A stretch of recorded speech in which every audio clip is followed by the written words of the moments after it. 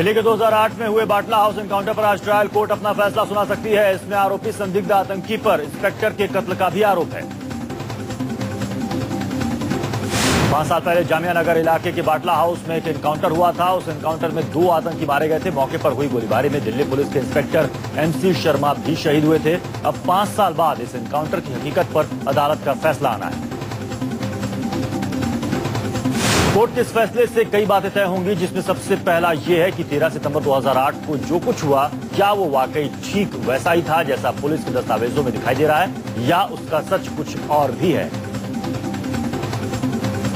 इसके अलावा अदालत इस मामले के इकलौते संदिग्ध आतंकी शहजाद उर्फ पप्पू के बारे में भी फैसला सुना सकती है। शहजाद पर पुलिस का इल्जाम है कि जामिया नगर के बाटला हाउस में जिस वक्त आतंकियों के साथ पुलिस की मुठभेड़ हो रही थी, वो उसी मकान में मौजूद था। पूर्व चीफ जस्टिस अल्तमस कबीर के फैसले पर चीफ जस्टिस P सदाशिवम ने उठाए सवाल। जेपी ग्रुप को 100 करोड़ जुर्माना भरने में मिली थी राहत।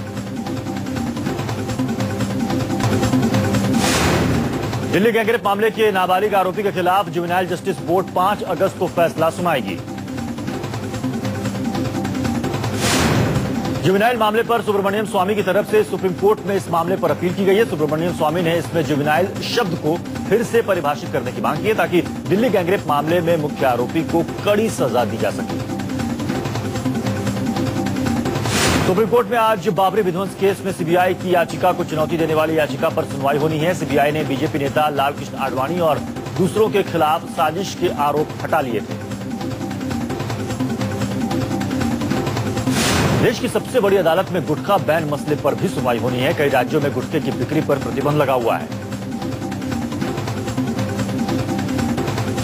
बॉलीवुड एक्ट्रेस युक्तामुखी के पति प्रिंस तुली की अग्रिम जमानत अर्जी पर आज सुनवाई होगी। मुंबई की सत्र अदालत इस मामले पर फैसला कर सकती है। युक्तामुखी ने पति पर लगाए हैं अप्राकृतिक सेक्स और घरेलू हिंसा के आरोप। मोदी के वीजा पर देश में विवाद के बीच अमेरिका ने कहा है कि अगर नरेंद्र मोदी अमेरिकी वीजा के लिए आवेदन करते हैं तो उनके आवेदन पर अमेरिकी कानून के अनुसार विचार किया जाएगा। बीजेपी सांसद चंदन मित्रा ने मोदी के पीएम दावेदारी पर अमर्त्य सेन के बयान के बाद उनसे भारत रत्न वापस लेने की बात कही है। चंदन मित्रा ने 23 जुलाई को ट्वीट किया। अमर्त्य सेन कहते हैं कि वो नहीं चाहते कि मोदी भारत के पीएम बने। क्या सेन भारत के मतदाता हैं? अगली एनडीए सरकार को उनसे भारत रत्न वापस ले लेना चाहिए। अपने आखिरी ट्वीट में चंदन मित्रा ने लिखा, भारत रत्न सम्मान पूरे देश का गहना है। भारत रत्न विजेता को किसी भी पार्टी या नेता के खिलाफ नहीं बोलना चाहिए। डॉक्टर सेन को कांग्रेस की चुनावी टीम का हिस्सा नहीं बनना चाहिए। भारत रत्न अमर्त्य सेन पर बीजेपी के हमले के बाद कांग्रेस ने साधा निशाना। शकील अहमद का ट्वीट लिखा, नीतीश को मोदी से बेहतर बताने वाले अमर्त्य सेन का विरोध, क्या ये असहनशीलता की हद नहीं है? राहुल गांधी आज शाम AICC मुख्यालय में बिहार के कांग्रेसी लीडरों से मुलाकात करेंगे। वहीं आज होने वाली कैबिनेट की मीटिंग कैंसिल कर दी गई है।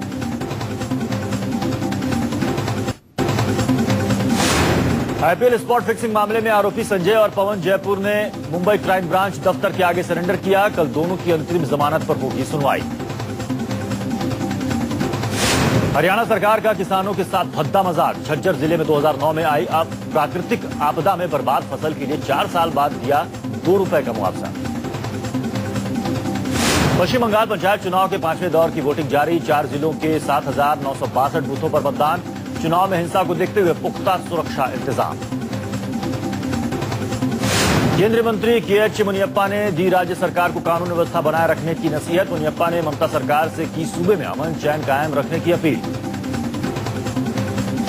सोलर पैनल घोटाले के चलते विपक्ष के निशाने पर केरल के मुख्यमंत्री ओमान चांडी। विपक्षी दलों के इस्तीफे की मांगों को किया खारिज। सीएम बोले, न्यायपालिका पर पूरा भरोसा।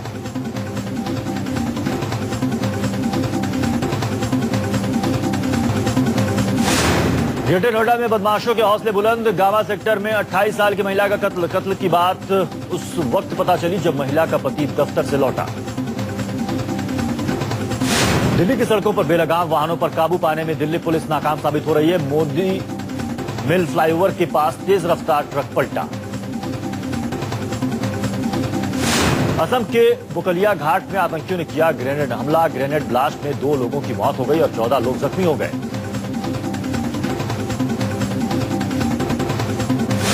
2G मामले में आरोपी डीएमके सांसद कनिमोझी ने सुप्रीम कोर्ट में अपील की है। सीबीआई के आरोप पत्र और निचली अदालत द्वारा अपने खिलाफ तय आरोपों को खारिज करने के लिए सर्वोच्च न्यायालय का रुख किया है।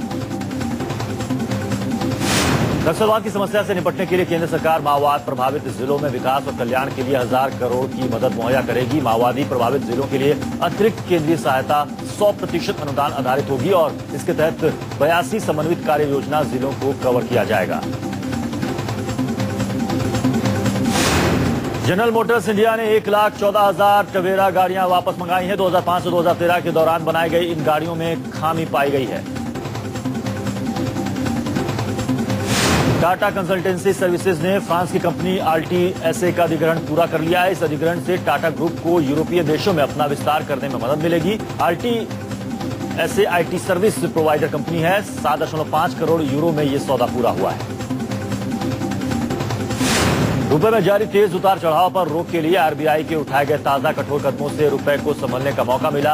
आरबीआई ने रुपए की सेहत सुधारने के लिए लोन महंगा करने का मूड बना लिया है।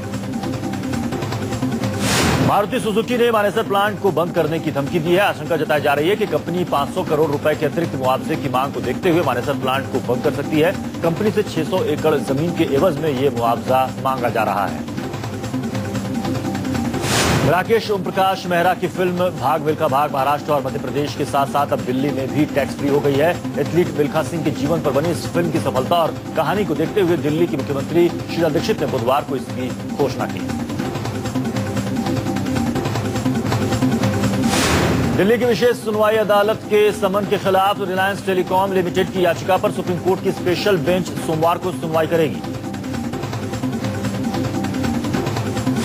अपनी अपील में अनिल अंबानी और उनकी पत्नी टीना अंबानी ने 2G मामले में बतौर गवाह तलब किए जाने को चुनौती दी है। न्यायमूर्ति जीएस सिंघवी और जस्टिस राधाकृष्णन की बेंच इस अपील पर सोमवार को सुनवाई करेगी।